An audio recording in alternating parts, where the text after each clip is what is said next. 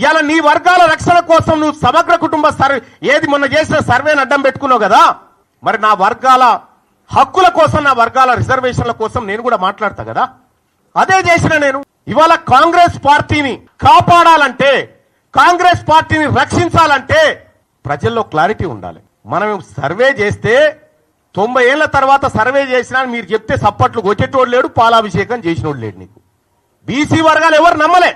పైగా మొన్న మాట్లాడి నన్ను దోషిగా నిలబెట్టిరు, విలన్ చేసిరంటే విలనే అంటారు. ఆ విషయంలో విలనే అంటారు. ఆ విషయంలో మీరు చేసింది పక్కా సమాచారం అయితే, పక్కా సేకరించిన లెక్కలే అయితే ముఖ్యమంత్రి గారు ఆ సర్వేకు మీరు బాధ్యత వహిస్తారా? నాది బాధ్యత, దీని మీద డిబేట్ కు నేను రెడీ అంటే ఎక్కడికి రావనో చెప్పు, నేను ఒక్కరిని వస్తా. నీ సర్వే తప్పని నిరూపిస్తా. నేను కూడా సూచనే చేసిన మీకు, ఆ రోజు సరిదిద్దుకునే అవకాశం ఉంది, ప్రయత్నం చేయండి, తప్పు కాదనేటువంటి మాట చెప్పిన. మీరు ఒక తప్పు చేసి ఆ తప్పును కప్పిపుచ్చుకోవడానికి మళ్ళీ తప్పు చేసి, ఆ తప్పును కప్పిపుచ్చుకోవడానికి మళ్ళీ తప్పు చేసి, ఇవాళ సమగ్ర కుటుంబ సర్వే ద్వారా, కుల సర్వే ద్వారా ఓసీల పాపులేషన్ పెరుగుతుంది. 2011లో మనమే చేసినాం కదా సెన్సెస్. ఆ రోజు తెలంగాణ రాష్ట్రంలో ముస్లింల జనాభా, మొత్తం ముస్లింల జనాభా 44 లక్షలు ఉంటుంది. ఈ రోజు అదే 44 లక్షలు ఉంటుంది. ఇది ఎట్లా సాధ్యం? ముస్లింలు ఎవరు పిల్లల్ని కనలేదా? మధ్యలో సమగ్ర కుటుంబ సర్వే వదిలేద్దాం, కేసీఆర్ చేసింది. మన సర్వేలే కంపేర్ చేస్తేనే ఇక్కడ పొంతం లేదు కదా. మరి అటువంటి అప్పుడు ముఖ్యమంత్రి గారు, మీరు బాధ్యతాయుతమైనటువంటి పదవిలో ఉన్నారు. ఈ బీసీలకు న్యాయం జరిగే విషయంలో ఏమైనా పొరపాట్లు జరిగితే మళ్లీ సరిదిద్దుకోండి అని చెప్పి సూచన చేస్తా ఉన్నాము. మళ్లీ సరిదిద్దుకుంటే తప్పేమీ కాదు. ఇవాళ తీన్మార్ మల్లన్న సర్వేని వ్యతిరేకించిందంటే నేను ఒకే ఒక్క కారణం అని చేరేటప్పుడు కూడా చెప్పినా, మాకు 42% రిజర్వేషన్ ఇస్తా అంటుండు రాహుల్ గాంధీ గారు అని చేరినాం. ఆయన ఆలోచన మేరకు, రేవంత్ రెడ్డి గారు పిలుపు మేరకు కాదు కదా నేను చేరింది, ఆయన ఆలోచన మేరకు చేరినాం. అదే నాయకుడు రాహుల్ గాంధీ గారు పార్లమెంట్ లో మాట్లాడుకుంటూ, ఓ బీసీ నాయకులారా, బీసీ ఎంపీలారా, మీకు అన్యాయం జరుగుతుంటే మీరు మాట్లాడరా అని చెప్పిండు. మరి ఆయన చెప్పిందే నేను చేస్తా ఉన్నా. చేస్తున్నటువంటి సందర్భంలో బీసీ ఉద్యమం బలపడతా ఉంది, బీసీలందరినీ ఐక్యం చేస్తా ఉన్నారు. దీన్ని ఎట్లయినా అణచివేయాలనేటువంటి ఒక కార్యక్రమం చేస్తా ఉన్నారు. ఈ చరిత్ర ఇటువంటి ఓళ్ళని కొన్ని వందల మందిని చూసింది ఈ గడ్డ, ఈ నేల. అందరం ఎంతకాలం భూమి మీద బతకడానికి రాలే. ఇవాళ మనం ఒక పని చేస్తే తరతరాలు గుర్తుండాలి. గా బీపీ మండల్ గారు చేసిన పని, గా జయశంకర్ సార్ చేసిన పని, వాళ్ళు చేసిన పని తరతరాలు గుర్తుంటది. ఇప్పుడు మీరు పని చేస్తే మీ మంత్రులకే మీ పేరు యాదకొస్తలేదా? అందుకోసమే ముఖ్యమంత్రి గారు ఇది మిమ్మల్ని పరిపాలన చేయమని అప్పగించినటువంటి సందర్భంలో మీరు తీసుకున్న నిర్ణయం తప్పని చెప్పిన. తీన్మార్ మల్లన్న తగలబెట్టింది కులగణన సర్వే రిపోర్టు తగలబెట్టిన నేను. ఇలా తీన్మార్ మల్లన్న ఏం చేసిండో 2018లో 2011లో రాహుల్ గాంధీ గారు కూడా అదే చేశాడు. Manmohan Singh government, UPA 2 government తీసుకొచ్చిన ఆర్డినెన్స్ చింపి చెత్తబుట్టలో బారేసిండు. ఇలా నేను చేసింది గదే. మన నాయకుడు రాహుల్ గాంధీ గారేమో మీరు నోరు విప్పండి, మీకు అన్యాయం జరుగుతుంది అంటాడు. ఇక్కడనే మీరు నోరు ఇస్తా ఉన్నారు బీసీలై. ఇలా బీసీ నాయకులు మాట్లాడితే కోమటిరెడ్డి వెంకటరెడ్డి కోన్యాయం, రాజగోపాల్ రెడ్డి కోన్యాయం, వాళ్ళైతే చిన్నగానే తిట్టిరా నేను మిమ్మల్ని అన్నది కూడా లేదు. మళ్ళా మీరు చేసిన కార్యక్రమాన్ని వ్యతిరేకించిన, ప్రభుత్వ నిర్ణయాన్ని వ్యతిరేకించిన, ఖుద్దు రాజగోపాల్ రెడ్డి గారు అనే నువ్వు బ్లాక్ మెయిలర్ అని చెప్పి, వెంకటరెడ్డి గారు 50 కోట్లు పెట్టి తెచ్చుకున్నావని తిట్టే. అంటే అంతర్గత ప్రజాస్వామ్యం అనేది కాంగ్రెస్ పార్టీలో అగ్రవర్ణాలకు ఉంటుంది కానీ అణగారిన వర్గాలకు ఉండదా? ఇవాళ మీరు ఏం చేయదలుచుకున్నారు కాంగ్రెస్ పార్టీ? ఈ కాన్స్టిట్యూషన్ ఏం చెప్తా ఉంది? Constitution of all India Congress party constitution ఏం చెప్తా ఉంది? కనీసం ఎవరైనా బుర్రునోడు ఉన్నాడా? చదువుకున్నాడా ఎవరైనా? ఇందులో ప్రభుత్వ నిర్ణయాన్ని వ్యతిరేకిస్తే పార్టీ నిర్ణయాన్ని ధిక్కరించినట్టు అని ఎక్కడ ఉందా? చూపెట్టుర్రి.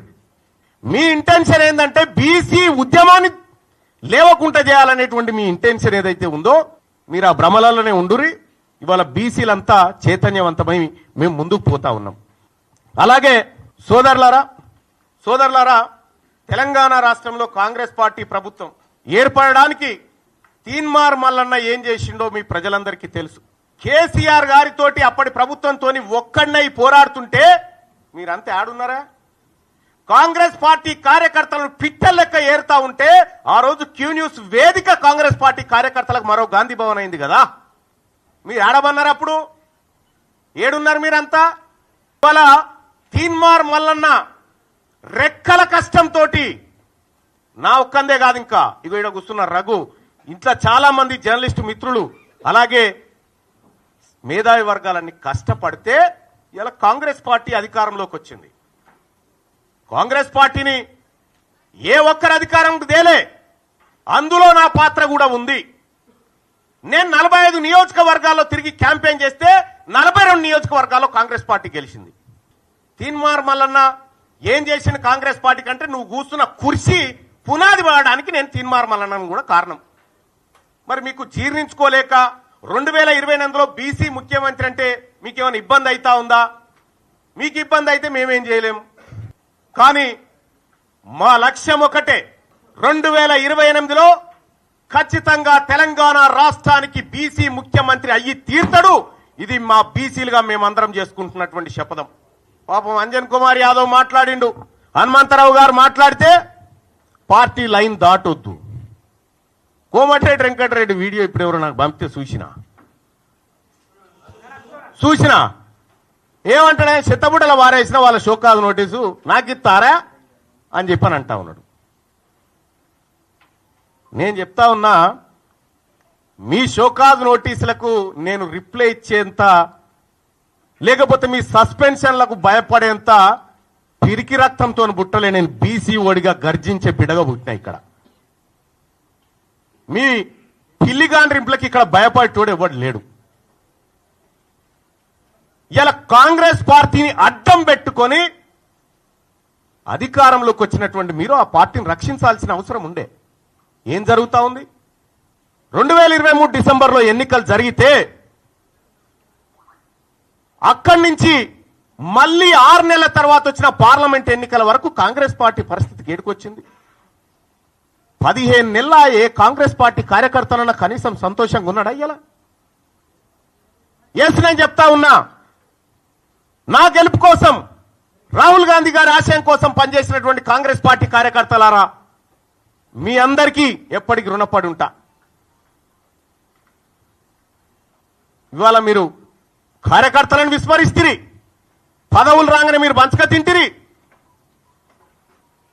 ఇంకా ఎంత దుర్మార్గం అంటే, కార్పొరేషన్ పదవుల లిస్ట్ వేసిరు. ఆ కార్పొరేషన్ పదవుల లిస్టులో మీరు 30-33 వేస్తే అన్న జగ్గారెడ్డి గారి సతీమణికి ఒక కార్పొరేషన్ ఇచ్చిరు. అందులో ఏం రాసిరు ఎక్కేనా? ఆమె పేరు ఏదో గౌడ్ అని రాసిరు, నిర్మలా గౌడ్ అని రాసిరు. ఎట్లిచ్చినట్టు గౌడ్ల కోటాలు ఇచ్చినట. ఇంకొక ఆమె నల్గొండ జిల్లా యాదాద్రి శోభారాణి గారు ఏమో, ఆమె రెడ్డి సామాజిక వర్గం, ఆమెకి ఎట్లిచ్చి కురుమ సామాజిక వర్గంలో ఇచ్చిరట. అంటే మీరు పదవులు పంచుకొని 10 ఏళ్ల పాటు అధికారానికి దూరంగా ఉండి అహర్నిశలు కొట్లాడిన కాంగ్రెస్ పార్టీ కార్యకర్తలు కనీసం గుర్తించకుండా మీరు పప్పు బెల్లాల లెక్క పంచుకొని పోతా ఉంటే ఆ పార్టీ కోసం కష్టపడ్డటువంటి కాంగ్రెస్ పార్టీ కార్యకర్తలు ఎటుపోవాలా? ఏం కావాలా? అందుకోసమే ఒక్క కాంగ్రెస్ పార్టీ కాదు, అన్ని పార్టీల్లో ఉన్నటువంటి బీసీ బిడ్డలకు వాళ్ళకు అన్యాయం జరిగితే మేము మాట్లాడతాం, వాళ్ళ తరపున పోరాడతాం. ఇక రెండో విషయం, ముఖ్యమంత్రి గారు 6 నెలల కాలం అసెంబ్లీకి పార్లమెంటుకు, ఇవాళ తీన్మార్ మల్లన్న కాంగ్రెస్ పార్టీ తీన్మార్ మల్లన్నను గెలిపించింది అనేటువంటి మాట, గెలిపించినాక గిట్లనే నా మాట్లాడేదని ఒక మాట. నేను చెప్తా ఉన్నా, ఎవరు గెలిపించారు?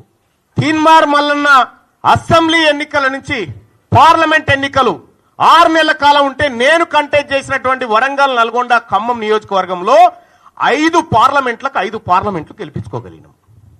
మరి మీరు సార్, మీ సొంత మహబూబ్ నగర్ జిల్లాలోనే మీ అభ్యర్థి ఓడిపోయిండు. మీరు సిట్టింగ్ ఎంపీగా ఉన్న మల్కాజ్గిరిలో ఒక సీట్ రాలే. ఇవాళ మీరు కరెక్ట్ గా పనిచేసినంటే 6 నెలల పాటు కరెక్ట్ గా కాంగ్రెస్ పార్టీ విధానాల కోసం పనిచేసినంటే ఆ 8 సీట్లు కూడా కాంగ్రెస్ పార్టీకి వస్తే ఇలా నరేంద్ర మోడీ ప్రభుత్వమే లేదు కేంద్రంలో. పరోక్షంగా మీరు సహకరించుకుంటా ఇవాళ కాంగ్రెస్ పార్టీని ఖతం చేసేటువంటి ఉద్దేశంతో మీరు ముందుకు పోతా ఉన్నారు. మీరు పొండి మీ విధానాలు కూడా అర్థమవుతా ఉన్నాయి. నిన్నగాక మొన్న కాంగ్రెస్ పార్టీ ఎమ్మెల్సీ అభ్యర్థి నరేందర్ రెడ్డి గారు ఆయన ఎన్నికల ప్రచారానికి పోయి ఈయన గెలిచినా గెలవకపోయినా ఒకటే అని చెప్పి ఈయన గెలిచినా గెలవకపోయినా ఒకటే అని చెప్పే. మరి నరేంద్ర మోడీ గారి బొమ్మ పెట్టుకున్నటువంటి బీజేపీ అభ్యర్థి ఆడ గెలుస్తా ఉన్నాడు. ఇంకో టీచర్ ఎమ్మెల్సీ ఎన్నికల్లో భారతీయ జనతా పార్టీ ఒక బీసీ బిడ్డకు టికెట్ ఇచ్చి ఫస్ట్ ప్రియారిటీలో టీచర్ ఎమ్మెల్సీ గెలిచి ఆ ఇంపాక్ట్ తోటి పట్టభద్రుల ఎమ్మెల్సీ ఎన్నికలు కూడా గెలుస్తా ఉంది. మీరు జిల్లాలు మొత్తం ఈ మెదకు, ఆదిలాబాద్, నిజామాబాద్, కరీంనగర్ పిచ్చ తిరిగి ఎమ్మెల్సీ ఎన్నికలు ఏంది ఫలితం? ఇవాళ ఎందుకు తారుమారైతా ఉంది? ఇవాళ ఏడాది లోపలనే కాంగ్రెస్ పార్టీ పైన, ప్రభుత్వం పైన ఇంత వ్యతిరేకత ఎందుకు వస్తా ఉంది?